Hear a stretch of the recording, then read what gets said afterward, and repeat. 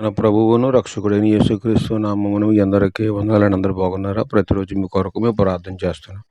దేవుడు మిమ్మలను మీ కుటుంబాలను బహుగా ఆశీర్వదించునుగాక. ఈరోజు దేవుని యొక్క వాక్యాన్ని మనం చదువుకుందాం. మత్తయి సువార్త 1వ అధ్యాయము 21వ వచనం. ఆమె ఒక కుమారుని కనును, తన ప్రజలను వారి పాపముల నుండి ఆయనే రక్షించును గనుక ఆయనకు యేసు అను పేరు పెట్టుదునెను. ఈ వాక్యము దేవుడు ఆశీర్వదించునుగాక. ప్రభునందు ప్రియమైన దేవుని బిడ్డలారా, యేసుక్రీస్తు ప్రభుల వారే తన ప్రజల కొరకు ఈ భూమి మీద కన్యమరియ గర్భాన జన్మించి మరి మానవుడిగా వచ్చి మరి మనుషుల యొక్క పాపములను తొలగించడానికి ఆయన రక్షకుడిగా ఈ లోకానికి వచ్చాడు కనుక ఆయన మనం రక్షించిన గనక ఆయనకు యేసు అని పేరు పెట్టాడు. యేసు అని పేరుకు రక్షకుడు అని అర్థం కనుక మరి లోక పాపమును మనం వేరుపరిచి దేవుడు మనను ఒక మంచి మార్గంలో నడిపించడానికి ఈ లోకానికి వచ్చాడు కనుక యేసుక్రీస్తుని అంగీకరించండి. యేసుక్రీస్తుని నమ్మండి. ఆయన మార్గంలో నడవండి.